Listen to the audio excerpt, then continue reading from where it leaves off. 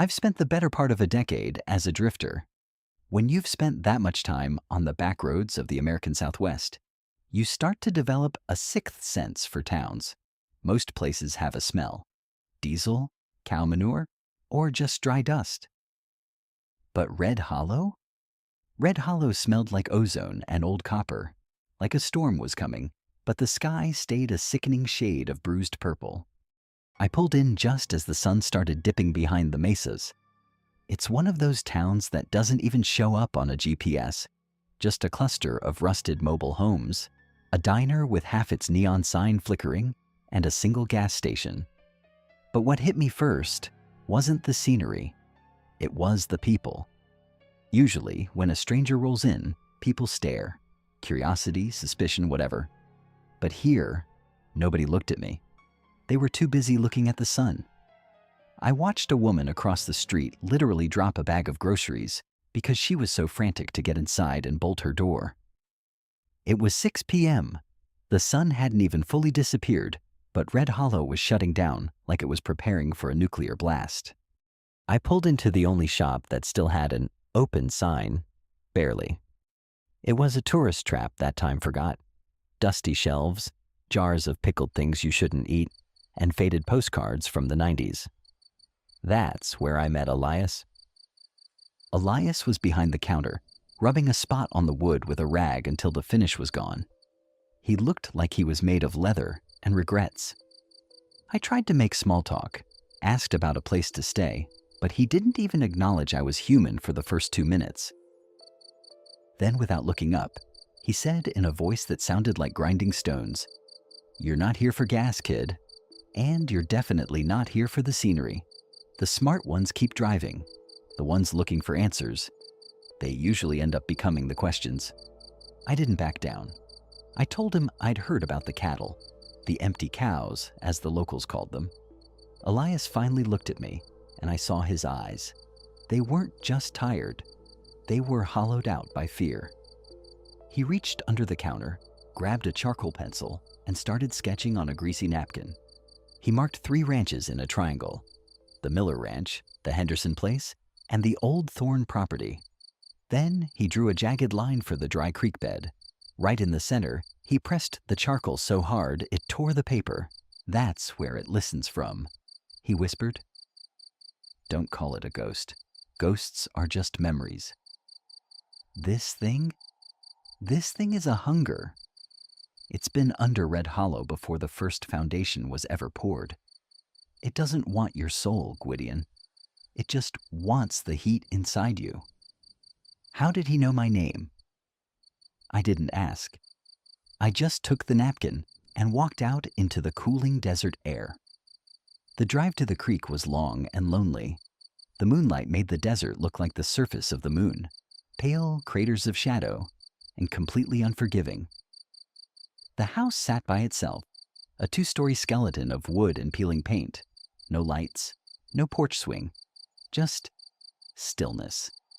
I stepped out of the truck, and the first thing I noticed was the smell. It was that sweet, fermented vinegar scent again, like something organic was rotting in a vat of sugar. Then the porch light flickered on. It wasn't a motion sensor. It was manual. Someone was waiting. Mara stepped out. She wasn't an old hag or a crazy hermit.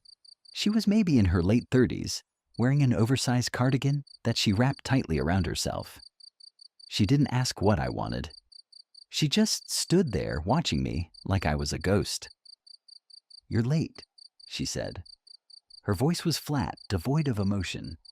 I told her I was checking in because the town was terrified. She let out a short, dry laugh that sounded like breaking twigs. "Terrified? They don't know the half of it. They stay in their homes and pray to a god that doesn't live in Red Hollow." "Me? I just served the landlord." She looked past me toward the mesas.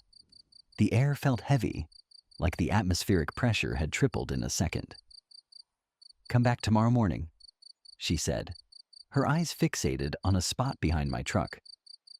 "Tonight, it's feeding time.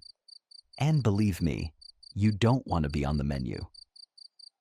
I wanted to push further, but I felt it, a vibration in the soles of my boots.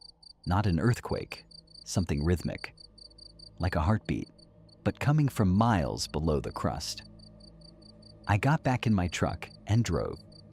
I didn't go back to town. I parked on a ridge overlooking the Henderson Ranch, pulled out my binoculars, and waited. Around 2 a.m., the world went off. That's the only way to describe it. All the natural noise, the wind, the scurrying of desert rats, it just stopped. Total sensory deprivation. I saw a livestock truck pull up near the Henderson fence. Probably the UFO hunters Elias mentioned. In reality, they were just low-life rustlers using the local myths as cover to steal high-grade beef. They were quiet, professional. They started loading a cow into the ramp. Then the ground didn't shake. It buckled. From my ridge, I watched through the night vision goggles. This thing rose out of the dirt. It didn't have limbs in the way we do. It looked like a column of black liquid obsidian that had been forced into a vaguely humanoid shape. It was spindly, way too tall, and its skin seemed to ripple and flow like a whirlpool. The creature reached out a long, tapering finger and touched the cow's flank. In a heartbeat, the animal went from a living, breathing creature to a pile of skin and bone. It didn't even have time to scream. It just deflated. The rustlers dropped their gear and bolted, leaving the truck behind. The creature didn't chase them. It didn't need to. It just slowly sank back into the earth, the dirt closing over it like water. By dawn, I was back at Mara's house. I didn't knock this time. The door was hanging off its hinges. The inside of the house was a wreck, furniture overturned, breakfast plates half-eaten and covered in dust. I followed the sound of crying to the basement. The air down there was ice cold and smelled like a grave. I found Mara sitting in the center of the concrete floor. But she wasn't alone. In the middle of the basement was a well. It wasn't built. It looked like someone had used a hot iron to melt a perfect circle through the foundation. She looked into the well. I looked too. It wasn't water at the bottom. It was a void, a hole in reality that didn't reflect light. Then a voice came out of it. It sounded like a little boy, maybe 6 years old. "Mom, is it morning yet? Can I come out?" Mara's face broke. That was the moment she realized she'd been lied to. The entity hadn't been sparing her children. It had been seasoning them. It was using their voices to keep her compliant.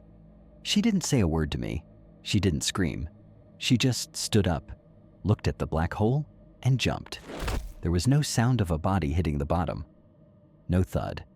Just a sudden, sharp gust of wind that blew past my face, smelling like sweet, rotten vinegar. I left Red Hollow that morning. I didn't tell the sheriff. I didn't tell Elias. I just drove until the gaslight came on, nearly 100 miles away. I stopped at a greasy spoon diner in the middle of nowhere. I went to the bathroom, splashed cold water on my face, and stared at myself in the mirror. My pupils looked different, larger, darker. I brushed it off as lack of sleep. When I walked back to my booth, my bill was already there, but on top of the paper was a single, heavy object. A black, glass-like bullet.